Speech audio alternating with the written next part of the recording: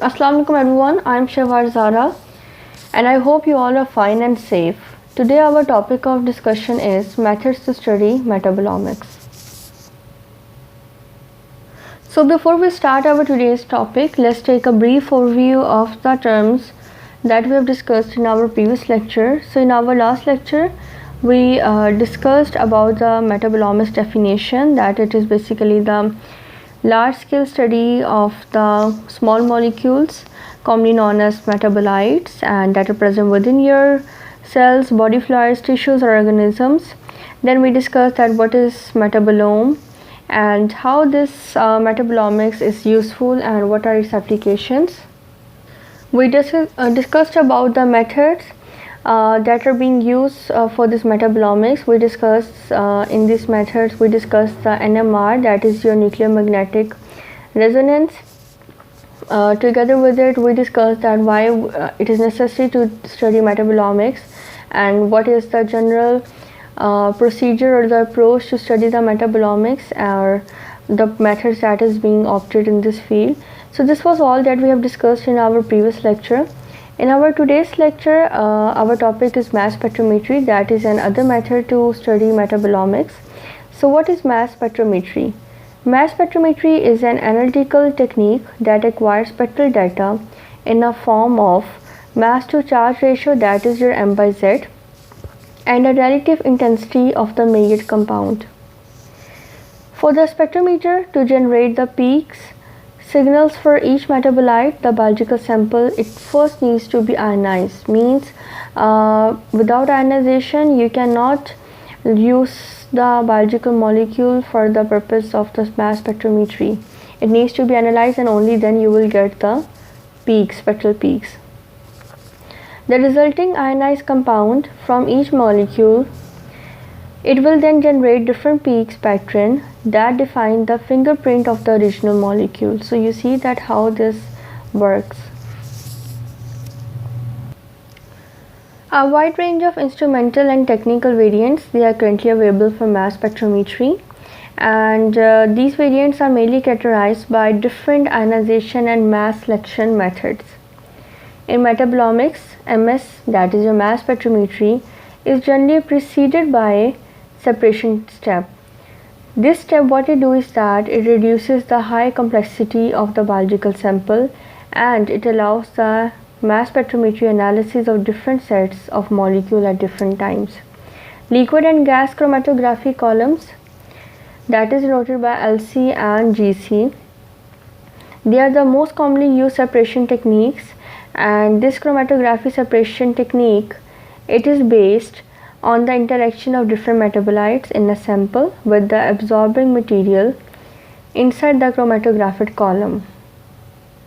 So what happens in this technique is that basically you have an absorbent material inside the chromatographed column, and the sample that you use that contain different metabolites, what it do is that it interacts with that chromatographic column, and this way metabolites with different chemical properties, they will require different amount of time to pass through the column depending upon its adherence, and the time that each metabolite require, it is called as retention time. And why this time is required? Because this time is basically the time you can say the metabolite required to pass through the column, and this retention time is used together with the m by z ms values, that is your mass to charge ratio values. And why it is used? It is used to generate two axes of LC-MS, that is your liquid chromatography mass spectrometry,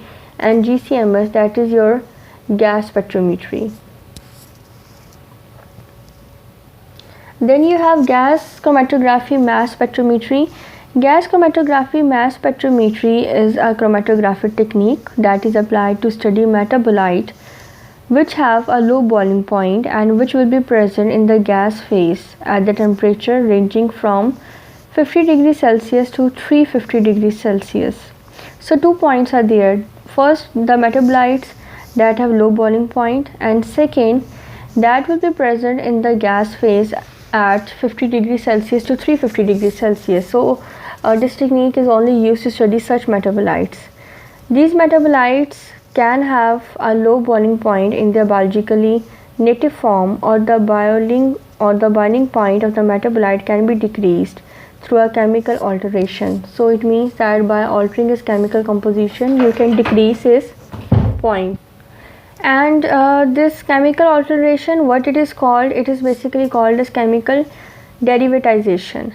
This approach, what it do is that it increases the number of metabolites firstly, and this increase in number of metabolites, they can be detected in the biological sample and is commonly applied in metabolomics, this technique that we have discussed. The separation mechanism in GCMS, that is your gas chromatography mass spectrometry, and LCMS, that is a liquid chromatography mass spectrometry, it is similar, as metabolites absorb and desorb from a stationary phase. However, in GCMS, the stationary phase is coated on the inside surface of the hollow silica capillary, and the mobile phase is a gas. So stationary phase is basically the hollow silica capillary, and the mobile phase is a gas.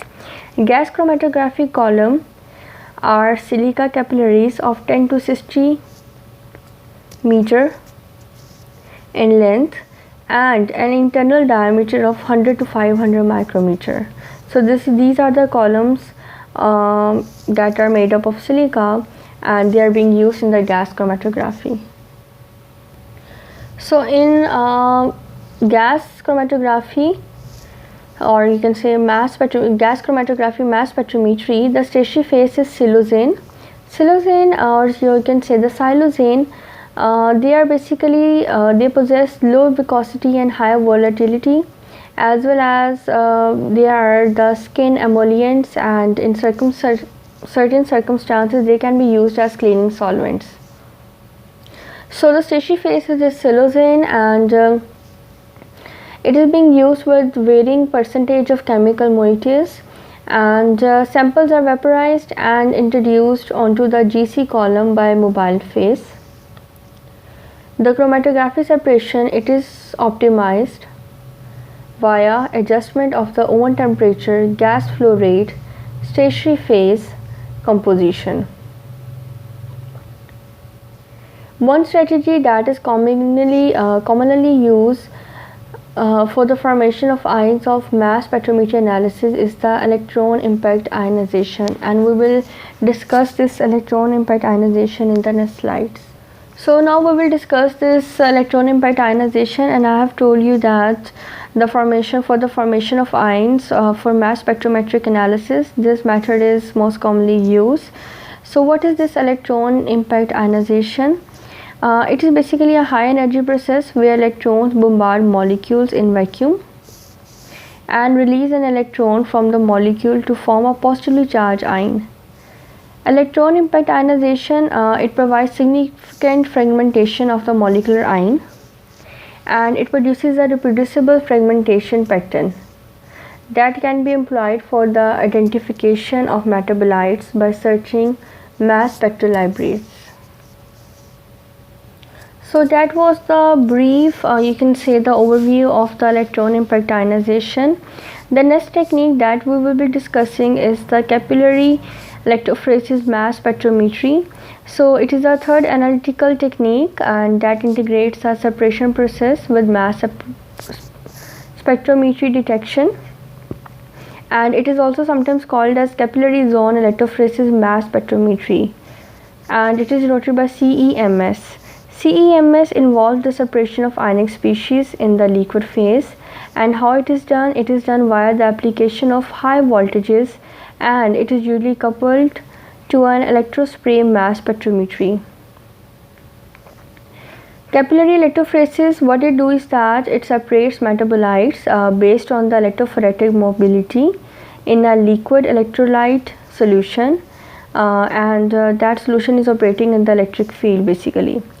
Electrophoretic mobility is dependent on the charge and size of the metabolite, and as a result of this dependency, separation of metabolites with different size and charges is possible, because as I have told you that electrophoretic mobility is based on the charge and size of the metabolites. So based on this you can separate the metabolites, but for this purpose all metabolites they have to be charged to allow any mobility to occur. Only then you can separate the metabolites.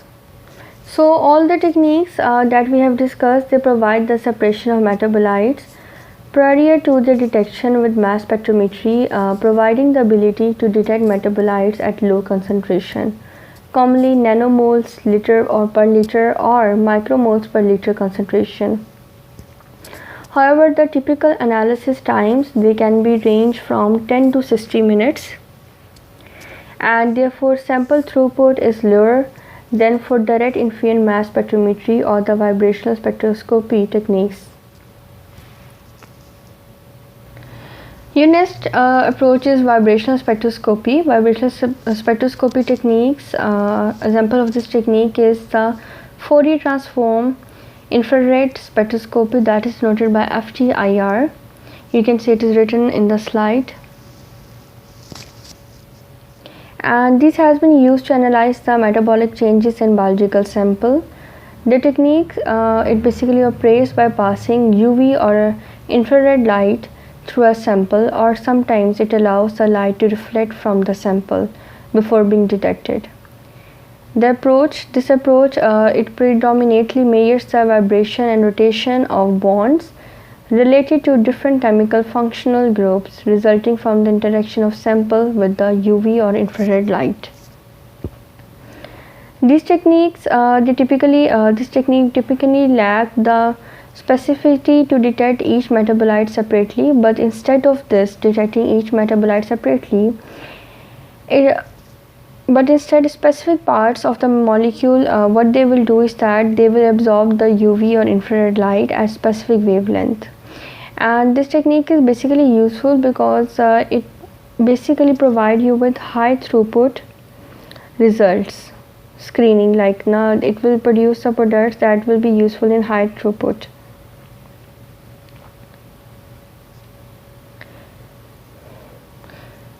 Here we will see the example. For example, FTIR CH stretching vibration, that is characteristic of fatty acid chains.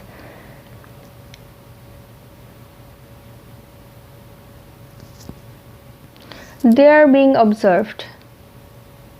So this is the detail of the example that we were discussing about FTIR CH carbon hydrogen stretching vibrations, that is characteristic of fatty acid chains. They are observed between the wave number ranging from 3100 to 2800 centimeter minus 1 cm minus 1, and the region between 1800 to 1500, and it is dominated by amide 1 and amide 2 bands that indicates the predominance of either alpha helix or beta sheet to guide structures.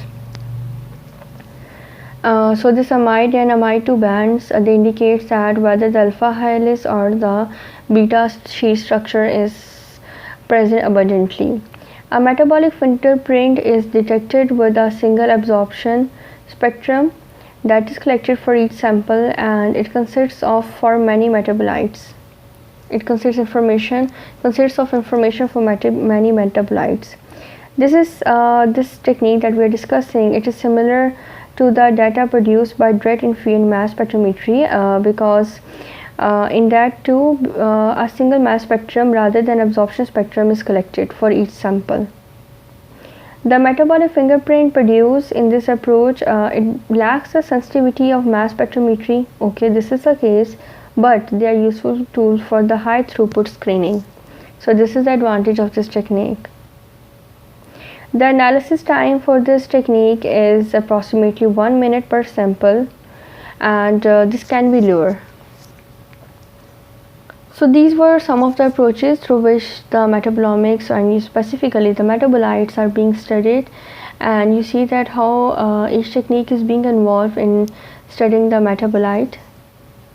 So the next thing that we will be discussing in today's lecture is the applications of this metabolomics, how this metabolomics is being used in different fields. We have discussed, we have taken the bird eye view of the fields that are being touched by the metabolomics and in which the metabolomics is involved, but here we will discuss in detail.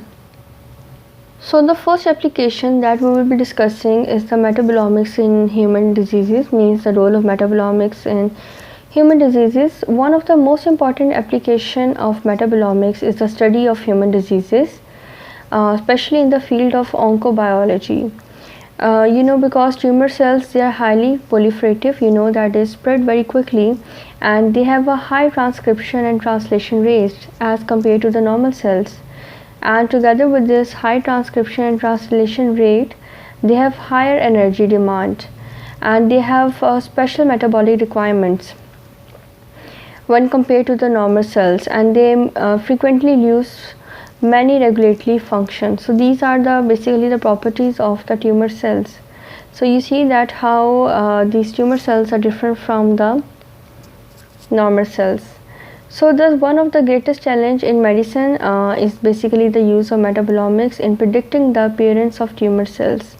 Initially, putative metabolic biomarkers for cancer detection or assessment of efficacy of anti-cancer treatment are discovered in preclinical analysis that is followed by the validation of these biomarkers in biofluids, blood, urine, prostatic secretion. So we have discussed, when we were discussing about the general procedure that is being followed in metabolomics, so we have discussed that how starting from the sample till the validation. So you see that how these biomarkers are being validated. At present, different metabolites have been identified and they proposed that would serve as markers for several tumor processes and other diseases. However, in most cases, the combination of metabolomics with other genomics or proteomic techniques is extremely useful for both prevention and diagnosis of cancer. So this was the first advantage of the metabolomics. The second application of metabolomics is in the field of human health, especially in the field of human health, because we are discussing metabolomics in human diseases.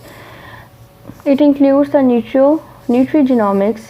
The term nutrigenomics, it is associated with the interaction of diet and the genes, and it reflects the change in gene expression that takes place after the exposure to different nutrients.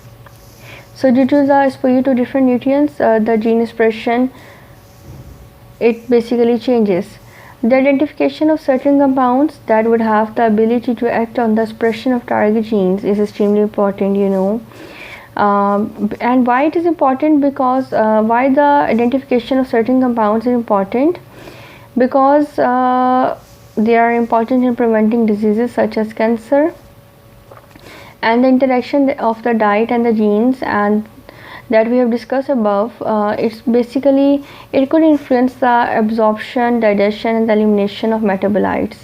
Thus the metabolomic approach, it may allow the discovery of bioprotective foods so that the metabolites cannot be eliminated. Another application of the metabolomics related to human is the identification and prevention of coronary heart disease. So these were the applications of metabolomics related to the human beings. Now we will discuss the application of metabolomics related to plants. So it is basically the plant biotechnology. Metabolomics originally developed from metabolic profiling. It was originally developed from this. In the early 1970s, GCMS technologies, they were used to analyze steroids, acids and neutral and acidic urinary drug metabolites. Soon after, the concept of using metabolic profile to screen, diagnose and assess health, it began to separate. And I have told you that because the emergence of this field has been it has been as late as 2010. It's still in 2010, this metabolomics, it was considered as an emerging field. Until now it is happening, so you can see here. However, it was not until the early 90s that the metabolite profiling was used to study plant organisms.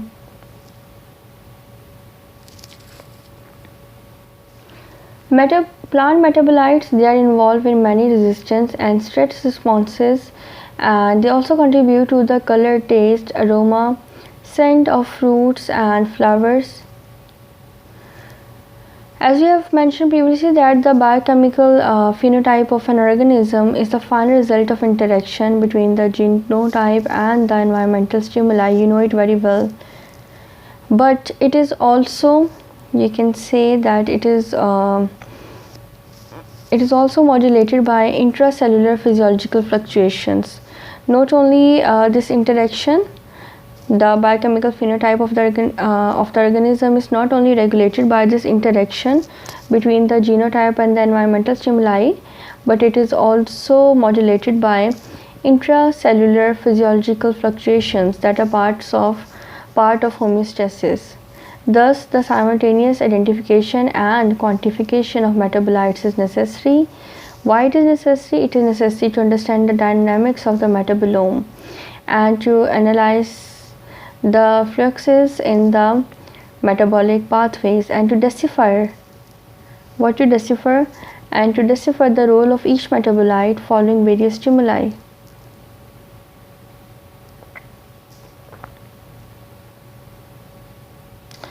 The current challenge of the metabolomics is basically to find changes in biochemical pathways and metabolic networks that might correlate with the physiological and developmental phenotype of cell, tissues, or organism. Other applications of metabolomics is its use in photorespiration, cold stress response, and from product and stress testing in food industries, for example, control of pesticides, identification of potentially harmful bacterial strains, to research in agriculture, that is their crop protection and engineering, medical diagnosis in healthcare and future application, and applications in the personalized medicines. They all are basically the application of the metabolomics. Some other applications of metabolomics is that it enables us to improve genetically modified plants, that are your GMOs, and it helps us to estimate associated risks by allowing us to get a glimpse of the complex biochemistry. Because when you study the metabolites, you come across basically the biochemistry. And plant metabolomics is now gaining great importance because of the range and the function of primary and secondary metabolites in plants. And if I an additional information that in plants, about 300 distinct metabolites they could be identified per sample a decade ago. Okay. Biomarker discovery is another area where metabolomics is used. Personalized medicine, I have already told you that in personalized medicine, this metabolomics is used, means the ultimate customization of the healthcare. So this metabolomics is required for quick diagnosis to identify disease. So these were the applications of the metabolomics. I hope that what we have discussed in this lecture you have understood, and all the methods and applications must be clear. I hope so that, and if you want to read in detail all these things that we have discussed in today's lecture, you can visit these sites and read that in the written form. Thank you for watching. Allah Hafiz.